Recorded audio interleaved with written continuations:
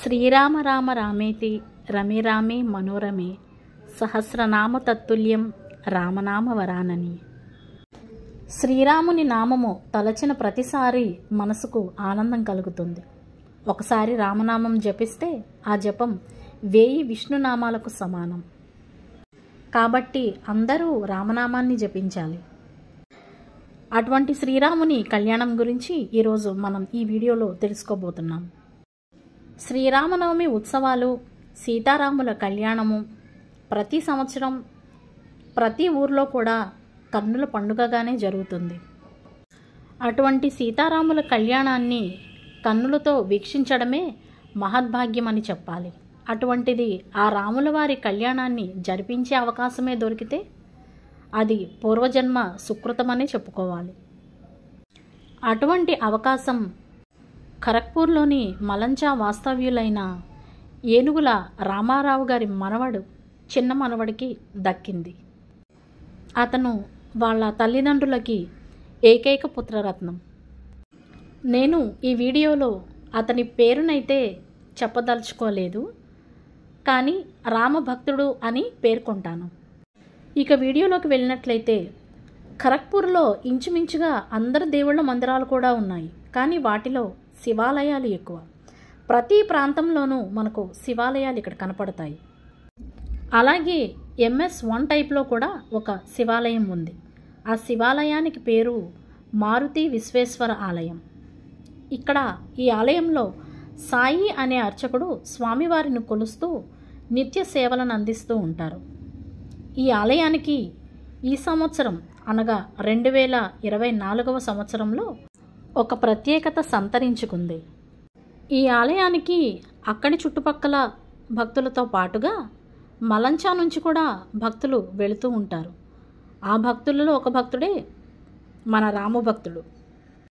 ఈ సంవత్సరం అనగా 2024వ సంవత్సరం జనవరి 22వ తారీఖున సోమవారం నాడు అయోధ్య భవ్య రామ మందిరంలో బాలరాముని ప్రాణప్రతిష్ఠ జరిగిన సంగతి మన అందరికీ తెలిసిందే.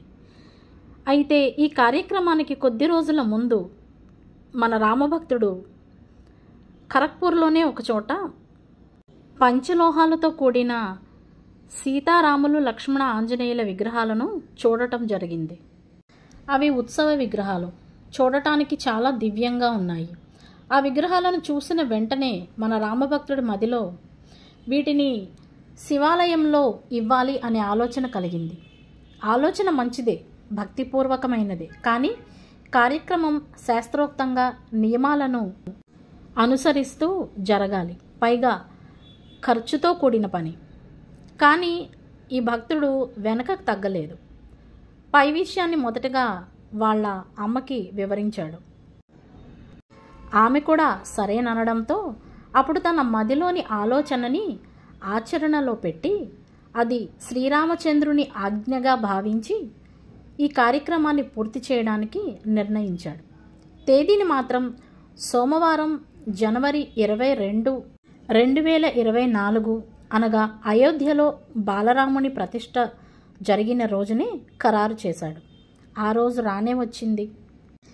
శ్రీ సీతారామ లక్ష్మణ ఆంజనేయ విగ్రహాలను శాస్త్రోక్తంగా అలంకరించి రకరకాల మేళతాళాలు, భాజా భజంత్రిలు మరియు అఖాడా జులుసులతో పాటు ఊరేగించి MS1 టైప్లో ఉన్న శివాలయంలో సమర్పించడం జరిగింది. ఇటువంటి ఘటన కానీ విని ఎరగటం ఇదే మొదటిసారి. ఎందుకంటే రామమందిరంలో రాముల వారు కొలువుదీరి ఉంటారు, అదేవిధంగా ఆంజనేయ స్వామి మందిరంలోనూ ఉంటారు, ఏడుకొండలవాడి మందిరంలో ఉండడం కూడా నాకు తెలుసు. కానీ శివాలయంలో ఉండటం ఇదే మొదటిసారి నాకు తెలిసి. బహుశా అందుకేనేమో శివకేశవులిద్దరూ ఒకటేనని అంటారు. శ్రీరామనవమి బుధవారం అనగా 17వ తేదీ ఏప్రిల్ నెల 2024వ సంవత్సరం నాడు దివ్యంగా శ్రీ సీతారాముల కళ్యాణం కన్నుల పండువగా జరిగింది. ఈ కళ్యాణాన్ని శ్రీ ఆకొండ వ్యాసమూర్తి గారి అనగా అమలాపురం పంతులు గారి కుమారుడు శాస్త్రోక్తంగా భక్తి శ్రద్ధలతో జరిపించారు. ఆలయ పూజారి సాయి కూడా ఈ కార్యక్రమంలో తన వంతు పాత్రను పోషించారు. ఈ కళ్యాణంలో 13 మంది దంపతులు పాల్గొని తరించారు. ఆ కళ్యాణాన్ని మీరందరూ కూడా వీక్షిస్తారని ఆశిస్తున్నాను.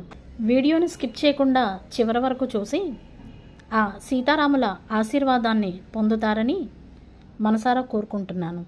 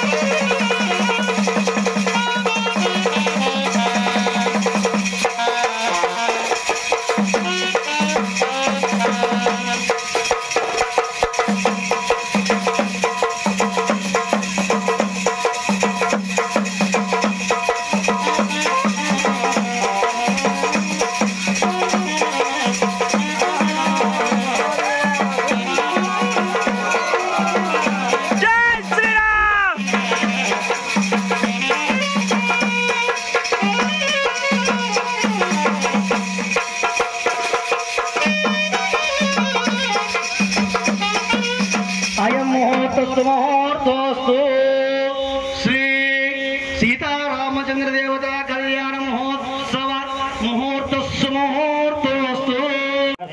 పునాతో హిరణ్యవర్ణాసుచి హప్పాభకాయాసు జాతః కశ్యపోయాస్వగ్నిః యా అగ్నిం గర్భం దధిరే సువర్ణాస్తాస్త ఆపస్సిజ్జుస్యోనా భవంతు యా సాగం రాజా వరుణో యాతి మధ్యే సత్యాన్ృతేమపస్కింజరాణాం యా అగ్నిం గర్భం దధిరే సువర్ణాస్తాస్త ఆపస్సిజ్జుస్యోనా భవంతు దేవ ఏతాం దేవాదివి కృణ్వంతి భక్షం యా అంతరిక్షే బహుధాని విష్టాః యా అగ్నిం గర్భం దధిరే సువర్ణాస్తాస్త ఆపస్సిజ్జుస్యోనా భవంతు శివేన త్వా చక్షుషా పశ్యంత్వా పశ్యవయా తన్వోపస్పృశంతోత్వశంతే కృతస్తుత శుచయో యాః పావకాస్తాన ఆపస్సిజ్జుస్యోనా భవంతు పరిత్వాగిర్వణో గిరయిమా భవంతు విశ్వతాః వృద్ధాయమనువృద్ధయో జ్యేష్ఠా భవంతు జ్యేష్ఠయాః జ్యేష్ఠా భవంతు జ్యేష్ఠయః ఆశ్చార్యనూతనం వస్త్రం తలంబ్రాది గురుభవే.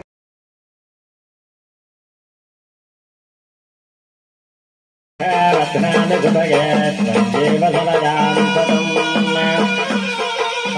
ధ్రువం రాజా వరుణో ధ్రువం దేవో బృహస్పతిః ధ్రువం ఇంద్రశ్చాగ్నిశ్చరాస్త్రం ధారయతాం ధ్రువం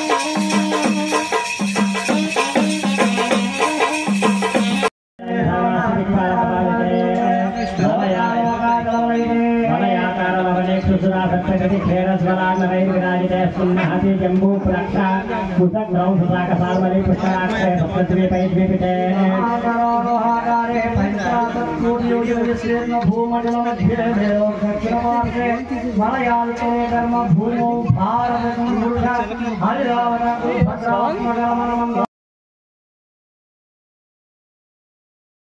तदामे तिग्निर्वधते तदेति वायुराः तदु अन्ते तु दक्षिण चन्द्रमाः आदित्यस्य त्योममिति आपस्य सत्यमाभरन् यशो यज्ञस्य दक्षिणां द्वितीय पर्याये वरस्य पूर्वं पशवो मे भक्तिः समृद्ध्यताम्